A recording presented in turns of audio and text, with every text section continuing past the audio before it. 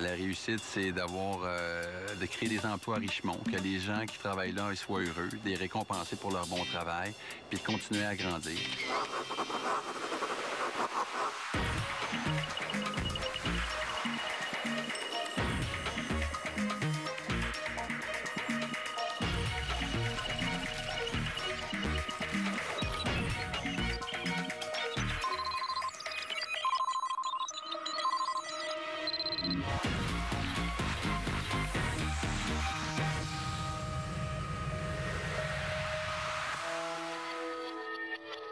Cette semaine, à Génération Inc., on se rend chez Inotex, à Richemont, en Estrie.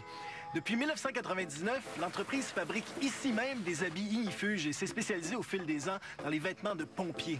Avec ses 150 employés, Inotex est rapidement devenu, en 10 ans à peine, l'un des leaders de son industrie. À la tête de l'entreprise, Louis Carpentier, un bâtisseur qui habille la bravoure de milliers de pompiers, partout à travers le monde. Mon père était entrepreneur, fait que j'ai grandi un peu dans cet environnement-là. J'ai parti des petites business à l'école quand j'étais jeune. J'ai toujours eu cette fibre-là, je pense, en moi. Puis à l'âge de 30 ans, le téléphone a sonné. Et on m'a demandé si j'étais intéressé à faire l'acquisition d'une petite business qui était en difficulté dans le domaine du textile. Quand on a fait l'acquisition, on avait 40 des ventes qui provenaient de l'équipement d'hockey et 60 qui provenaient des ventes de vêtements de motoneige à Bombardier. 2 semaines suite à l'acquisition, on a reçu un fax de notre client au hockey puis qui nous a dit qu'il mettait fin au contrat. Et puis, je suis allé voir un de mes anciens confrères de travail chez Bombardier qui s'occupait des vêtements. Et puis, il me dit à ce moment-là, j'espère que vous avez l'intention d'aller en Asie parce que nous autres, c'est certain qu'on s'en va là. Fait qu'on a commencé d'une façon très difficile parce qu'on a perdu 40 de nos ventes et qu'on s'est fait dire que le 60 qui nous restait, on n'avait pas grand temps, qu'il fallait se trouver d'autres créneaux ou d'autres choses pour virer cette subvention. Le premier sentiment, ça a été de me dire c'est quoi j'ai pensé. Évidemment, j'ai regretté parce que je me suis dit j'aurais dû faire mieux mes devoirs. Je m'attendais pas à ça. On s'attend pas quand on se lance là-dedans que ça va être aussi difficile. Ça a vraiment été difficile. Ça a été beaucoup de stress. Mais je dirais peut-être la jeunesse. J'étais beaucoup plus jeune puis l'insouciance. L'idée à ce moment-là, c'était pas de m'apitoyer sur mon sort, mais c'était plus de dire on va s'en sortir, on va s'en sortir. La stratégie a été simple. On s'est dit, où est-ce que les manufacturiers asiatiques sont pas? Et les critères qu'on a décidé de regarder, c'était des petites commandes, des produits spécialisés, des matières premières dispendieuses et puis des livraisons rapides. Le marché des habits de pompiers correspond à 100 à ça. Je me suis assis avec mes partenaires, puis je les ai convaincus qu'il fallait essayer de se lancer dans un domaine qu'on connaissait absolument pas. Mais 10 ans plus tard, je pense que ça a prouvé que c'était la bonne décision. Maintenant, notre mission, parce qu'on est devenu un des leaders, c'est de devenir le leader dans l'industrie. On a plusieurs décisions à prendre, à savoir si on ouvre une autre usine, quand, où est-ce qu'on va l'ouvrir, quels nouveaux produits on va développer, sur quel marché on devrait mettre l'emphase. Le marché mondial des habits de pompiers est segmenté en fonction des normes auxquelles ils doivent se conformer. La norme principalement utilisée à l'extérieur de l'Asie est la norme NFPA et représente un marché évalué à 180 millions de dollars chaque année. Plusieurs très grandes entreprises comme Honeywell et Lion y dominent. Les petits joueurs comme Inotex doivent donc rivaliser d'ingéniosité afin d'y demeurer concurrentiels. Pour donner un coup de main à Louis, j'ai demandé à Sigrid Elefsen de se joindre à moi. J'ai aussi sollicité l'aide de Robert Hodge.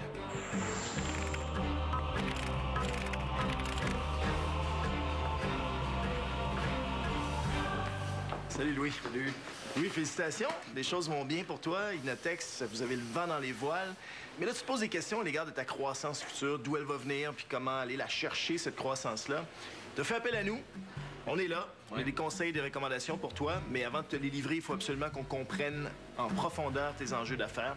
Pour ça, il faut qu'on mène une enquête pour laquelle tu dois nous donner carte blanche. Est-ce qu'il faut vraiment? Ben, il faut. OK. Let's go. Excellent. Par là?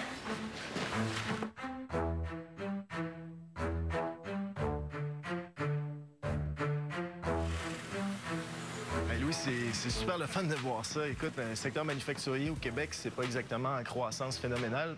Puis toi, t'as une pancarte dehors qui dit « Nous embauchons ». C'est spectaculaire. Félicitations. Merci beaucoup. C'est quoi ton chiffre d'affaires actuellement? Tu as 150 employés. Autour de 15 millions cette année qu'on va faire. Ton ambition, c'est quoi? Doubler ça peut-être à 30, 40 millions dans les 5-6 prochaines années. Ça va venir d'où, cette croissance-là? À plusieurs endroits, on pense qu'on a encore beaucoup de place pour augmenter les ventes avec nos distributeurs actuels. On a aussi un centre d'entretien qui va faire l'inspection, la réparation puis le nettoyage des habits de pompiers qu'on vient d'ouvrir cette année ici à Richemont. OK, donc nouveaux services, nouveaux produits aussi. Est-ce que vous avez des priorités là-dedans? Oui, bien en plus d'avoir à renouveler et à améliorer notre gamme de produits d'habits de combat contre les incendies à chaque année, on fait plein d'innovations pour améliorer la mobilité des habits. Il y a aussi la norme qui change à chaque 5 ans. On doit s'adapter parce qu'il y a des nouveaux tests. Alors, en plus de ça, on essaie de développer des nouveaux produits. C'est une des choses qui est le plus demandée par nos distributeurs. Je pense qu'ils sont contents avec les produits qu'on leur fournit présentement, mais la demande qui nous revient tout le temps, sortez des nouveaux produits, que ce soit des casques, des gants, des bottes, les cagoules que les pompiers y portent. Compléter l'offre, finalement, puis offrir l'habit complet, pas juste les Exactement. vêtements. On est à cette étape-là où est-ce qu'on a une panoplie de produits qu'on considère, mais honnêtement, on a un petit peu de difficulté à décider sur lequel on devrait mettre l'emphase en premier. Ah oui, parce que toi, écoute, t'es à 30 de croissance par année. Là. Fait que toi, t'es deux mains là, dans la poutine interne. On est déjà dans le jus très occupé, fait que c'est une des raisons que ça a été un petit peu plus long qu'on voulait à développer. Mais on est rendu à une étape où on a mobilisé les ressources, puis on veut y aller de l'avant. OK. Bien, écoute, je vais aller sur le terrain. Je vais essayer d'établir un peu les priorités là, vers lesquelles tu devrais te lancer. Parce que si toi, tu es occupé tous les jours à essayer de gérer les flux financiers, d'embaucher du monde, puis de gérer les concurrents qui te collent au derrière, là, je vais t'aider là-dedans, moi. Je te fais rapport là-dessus. Let's go. Excellent. Bonne idée, merci. Ça va dicter si ta société va être ultimement une société de 50 millions de chiffre d'affaires ou, qui sait, plus de 250 millions de chiffre d'affaires.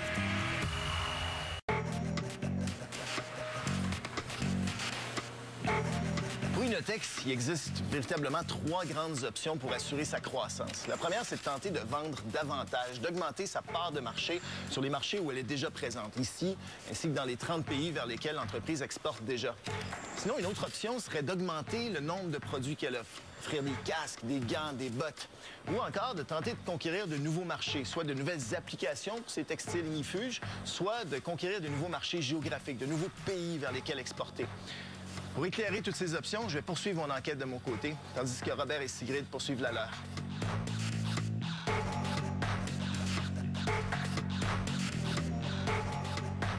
Hélène, tu es vice-présidente d'Arrêt au Feu, un distributeur spécialisé dans les équipements destinés aux pompiers, distribué Inotex. Oui. Est-ce qu'il y a de la place pour vendre plus d'Inotex ici au Québec? Définitivement. Je pense qu'on peut encore aller chercher des parts de marché importantes au Québec. Ah oui? Malgré, 65 déjà à peu près de parts de marché Je d'Inotex? dirais autour de 60-65 Actuellement, il y a un contexte économique qui nous favorise. On a plusieurs compétiteurs qui sont en position de faiblesse. Il y a de la consolidation dans le marché actuellement, c'est ça? Il y a des gros joueurs qui émergent? Beaucoup de grosses compagnies là, américaines spécialisées en équipement de sécurité là, qui vont faire l'acquisition d'équipements incendie. Ça va aller de l'habit de pompier à la paire de gants, à l'appareil respiratoire. On voit beaucoup ça là, ces temps-ci. Souvent, ces compagnies-là, avant qu'elles connaissent le marché et qu'elles établissent leur stratégie de vente, ça peut prendre quelques mois, souvent quelques années. Est-ce que Inotex aurait un intérêt à, elle aussi, être capable d'offrir à la fois le casque, les bottes, les gants, en plus des habits ignifuges? Je pense que Inotex est rendu là dans son cheminement. Elle doit faire l'analyse là, de veiller à l'acquisition de d'autres lignes de produits qui sont connexes à ce qu'ils fabriquent déjà. Puis s'ils décidaient de lancer une gamme complète comme ça, donc les gants, les bottes, est-ce que, comme distributeur, toi, tu les prendrais? C'est certain que j'ai un lien de confiance qui est établi. Je connais la qualité des produits. Donc, c'est certain que moi, s'ils arrivaient avec une ligne de gants demain matin, je serais très enclin à la regarder et à possiblement la distribuer là, dans mes produits. Bon, Inotex font d'abord et avant tout des textiles ignifuges. Est-ce que ce serait une bonne idée, tu penses, de trouver d'autres applications pour ça? Bien, il faudrait bien analyser le marché. Je pense que oui, il y a de la place. Comme un exemple, l'aéronautique, où là, vraiment, on a du couvre-tout qui est demandé ignifuge avec des options sur mesure. Parce que c'est ça la force d'Inotex. Oui. C'est pas d'arriver avec du gros volume à faible coût. Eux, c'est beaucoup plus de la personnalisation, du sur-mesure, c'est ça? Exactement. Un produit qui est personnalisé, un produit de qualité qui va durer longtemps, un produit qui va être en mesure d'être performant, confortable. C'est vraiment là, leur qualité. Merci beaucoup, Hélène. Ça me fait plaisir.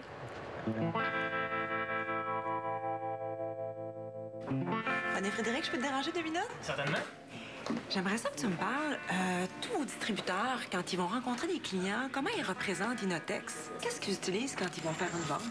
Nos distributeurs ont plusieurs outils. On a une présentation PowerPoint qui va présenter l'historique de la compagnie, les avantages concurrentiels de nos produits, les points forts. On a aussi une brochure. Donc, la présentation dans la brochure va présenter les différents modèles qu'on peut offrir, les différentes options disponibles pour les pompiers. Donc, le moment que le client fait ses choix, il y a les couleurs, les modèles, ça donne un résultat final, puis c'est fait sur mesure. Il ne peut pas le voir tout de suite, qu'est-ce que ça va donner. Non. J'ai quelque chose en tête. Je vais aller travailler là-dessus, puis je vous reviens, OK?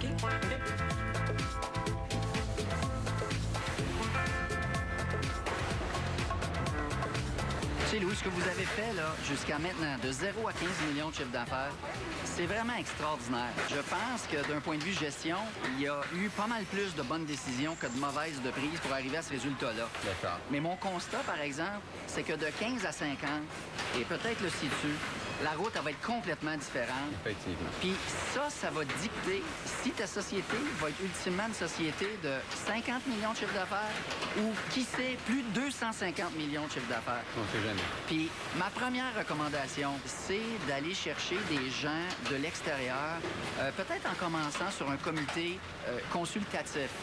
Tiens, si je te posais la question, as-tu déjà pensé d'avoir un conseil d'administration puis d'avoir des gens de l'extérieur qui viennent avec de l'expertise qui peuvent te challenger? J'ai un conseil d'administration qui est composé de moi et de mes deux partenaires. Mes deux partenaires, c'est des gens, des hommes d'affaires aguerris, je te dirais, un qui est retraité puis que l'autre qui est encore en affaires, mais c'est pas des gens de l'industrie. Alors, ce qu'on avait planifié de faire, nous autres, soit en 2012 ou en 2013, c'était justement d'agrandir le CA puis d'aller chercher des gens avec d'autres horizons puis d'autres backgrounds pour nous aider. Je te recommanderais de faire ça immédiatement. Ce que tu veux pas avoir sur un comité comme ça, c'est des amis ou des gens proches, même s'ils ont beaucoup d'expertise. C'est des gens qui vont de la difficulté à te challenger puis qui vont entrer dans une espèce d'acquiescement des décisions de la direction. Tu veux quelqu'un qui est challengé, tu veux sortir de ta zone de confort, tiens. Je pense que si tu emploies ton réseau de contacts, tes actionnaires, vous dressez la liste des expertises que vous voulez aller chercher parce qu'il y en a d'autres. Oui. Et après ça, tu vas chercher les gens top niveau. Et tes approches, ces gens-là, des gens que tu connais pas, tes approches, tu vas être surpris de voir l'intérêt que ces gens-là pourraient avoir dans ta business, puis ça pourrait être déterminant dans le succès de ta business. Bon, écoute, tu penses que tu as du temps à m'accorder pour qu'on puisse regarder ça ensemble? You got it. Let's go.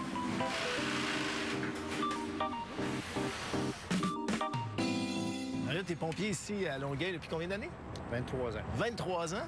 Pas mal tout vu ce qu'il y avait à voir dans le métier. Là. On a toutes sortes d'appels, toutes sortes de situations. J'imagine l'habit là-dedans joue un rôle protecteur important. Là. C'est ton meilleur ami, ça, quasiment? Oui, très important. Ça a-tu changé, ça, en 23 ans de carrière? Quand j'ai commencé en 87, on avait des bottes de caoutchouc longues, un imperméable. Ah ouais? Les nouveaux habits de combat qu'on connaît aujourd'hui, c'est arrivé vers 89. Dis-moi, qu'est-ce qui fait d'un habit de pompier, un habit de combat, là, un bon habit de combat?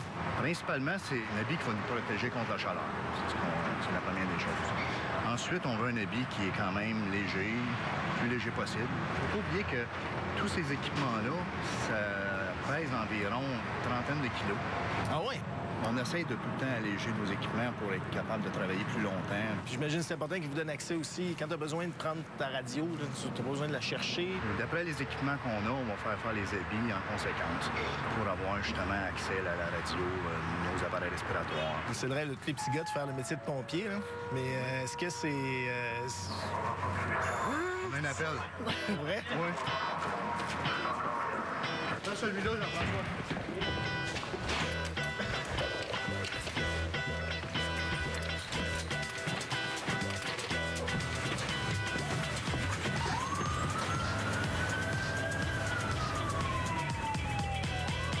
Il y a jusqu'à 60 à 80 des entreprises qui ne réussissent pas à atteindre les objectifs fixés. 3 à 4 sur 5. Absolument.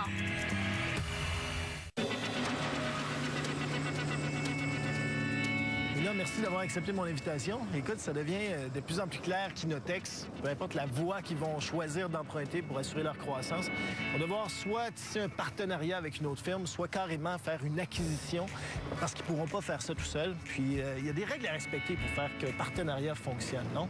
Un partenariat est très difficile à faire. Il faut que ça soit solide. Regarde, je pense que le meilleur exemple, t'as 2 rives. de solitude, le pont doit être très solide pour permettre qu'il y ait du va-et-vient. Donc, c'est un petit peu la même chose, le partenariat. Il faut vraiment s'assurer que les bases soient solides, et surtout pérennes. Parce que dans le choix d'un partenaire, j'imagine la première chose à faire, c'est d'aller stratégiquement sélectionner une entreprise qui a quelque chose à offrir que nous, on n'a pas, et vice-versa, parce que pour le partenaire, il faut aussi que ce soit une situation gagnant-gagnant, c'est ça? Oui, puis de toute façon, au Québec, les entreprises n'ont plus le choix, on doit aller vers des partenariats. On va parler de pénurie de main-d'œuvre, donc pour la recherche de talent, on veut parler, le Québec est un petit marché, donc si on veut avoir une nouvelle clientèle, ouvrir nos marchés, il va falloir trouver des partenaires. Ensuite de ça, au niveau de la compétence, d'aller chercher d'autres compétences pour enrichir, assurer la croissance des entreprises. Donc, il faut aller vers des partenariats. Par contre, il y a jusqu'à 60 à 80 des entreprises qui ne réussissent pas à atteindre les objectifs fixés. Qui ne réussissent pas. Non. Donc, 3 à 4 sur 5. Absolument. Donc, dès que tu vas mettre une fusion, une acquisition, 2 entreprises ensemble, ça va être un choc culturel. Et pour ça, il faut vraiment rassurer les employés parce que laisser les employés, on parle de ressources matérielles, de ressources financières, mais on sait bien que les ressources humaines, c'est ça qui va être vraiment l'aspect gagnant dans tout partenariat. Et un des éléments clés, quelque chose d'intéressant, c'est que tu donnes des objectifs positifs à atteindre facilement à court terme, ensemble. Donc, les gens, pour les mobiliser, puis ils vont dire « Eh oui, c'est intéressant ». Donc, ça, c'est des façons de faire pour assurer un bon partenariat. Merci, de rien. C'est beau, hein, Richemont? Très beau. Louis, comme toute entreprise, Inotex cherche à être près de ses clients, d'avoir un bon contact avec eux, puis surtout de couvrir le plus de clients potentiels. Oui. Donc, vous êtes à travers le monde, vous couvrez plus de combien de pays? Centaines de pays environ. Donc, puis vous voulez prendre l'expansion. C'est certain. Il y a une particularité aussi que j'ai trouvée dans votre secteur, c'est que c'est pas Inotex qui gère la force de vente. Donc, directement chez le client. On a une force de vente qui vend à distributeurs qui vendent aux usagers. Donc, c'est le distributeur qui fait le travail pour vous devant le client. Souvent, oui. Ça, c'est intéressant, mais en même temps, c'est inquiétant parce qu'on va avoir un contrôle aussi de ce qu'eux vont représenter comme tes produits, ce que tu as offert. Oui, oui, oui. Dans mon enquête, je suis allée voir qu'est-ce que vous faisiez présentement, les projets aussi en cours. J'ai découvert que vous aviez fait un grand pas en technologie. Vous avez décidé de mettre en place, pour vos distributeurs, un outil sur le web pour passer ses commandes. Effectivement. Ça, c'est une bonne chose. Oui, de faire des soumissions et de passer des commandes. Alors, moi, je trouve que Inotex doit passer à un autre niveau, pousser ça. OK? Je vais te montrer à quoi ça peut ressembler. D'accord. Alors ici, on voit l'habit traditionnel de pompier. À partir de ce moment-là, il y a un paquet de choix à faire. Mais c'est ici qu'Inotex pourrait justement influencer la réflexion, la prise de décision de son client. On pourrait lui montrer ce résultat-là, mais en 3 dimensions. Donc, il bouge, on voit toutes justement les options finales et ils peuvent encore faire des changements. Oups, on va changer la poche à telle place, on va rajouter... Il pourrait le modifier ou s'assurer qu'il n'y a pas d'erreur ou c'est exactement ce qu'il veut. Exactement. Mais surtout, tu viens simplifier la prise de décision. Ça ne sera pas dans 2 semaines ou dans 2 mois qu'il va avoir sa proposition, c'est en ce moment, là. Et ton compétiteur, probablement, n'est pas en mesure, lui, de démontrer son produit final directement avec son client. Donc, ça peut diminuer aussi les risques d'erreur lors de la passe des commandes. Et aussi, avoir le pouls de ton marché. Ça peut influencer ta recherche et développement aussi. Inotex, le client, le distributeur, tout le monde en tire un bon bénéfice. Puis, justement, ça va te permettre de te distinguer sur ton marché mondial. Donc, à partir de ce que vous avez déjà développé, vous avez une bonne base, d'aller encore plus loin dans l'innovation technologique va faire en sorte que vous allez avoir un outil vraiment gagnant. Je te remercie. Je pense que c'est des très bonnes recommandations. Merci beaucoup. Merci à toi. Et on est conscient qu'on ne peut pas s'arrêter là, qu'il faut toujours continuer à innover. C'est grâce à des entreprises comme Inotex qui misent sur des produits innovateurs et à forte valeur ajoutée que le Québec donnera un second souffle à son secteur manufacturier. Mais pour continuer à se hisser parmi les meilleurs au monde, Inotex doit s'entourer de partenaires d'affaires d'une part, mais aussi de conseillers, d'aviseurs qui éclaireront et challengeront la vision de Louis. Par la suite, Inotex doit compléter son offre de produits en y ajoutant des casques, des gants, des bottes, de sorte à demeurer concurrentielle et surtout attrayante pour les différents distributeurs. Quoi qu'il en soit, Louis et toute son équipe doivent s'assurer de préserver la flamme, le feu sacré entrepreneurial qui les habite et qui les propulsera vers de nouveaux sommets. J'ai eu plusieurs bons conseils.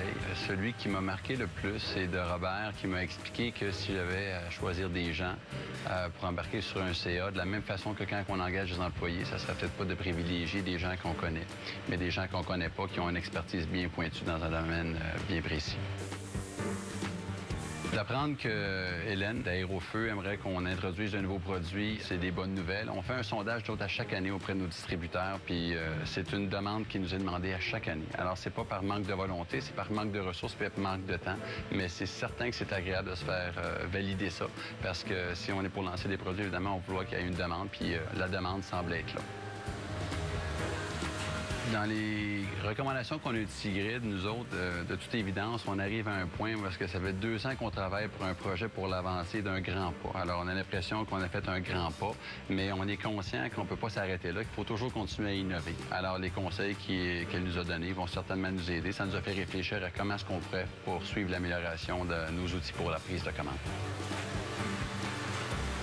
Êtes-vous confronté au même genre de défis qu'Inotex dans votre entreprise?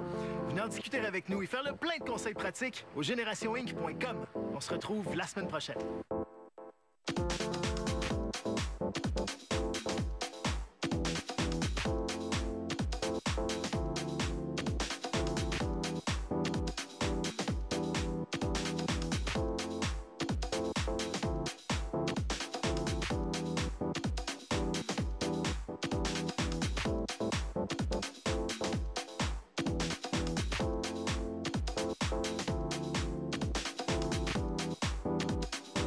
TELUS est fier de s'associer aux entreprises d'ici et vous invite à poursuivre l'expérience au generationinc.com.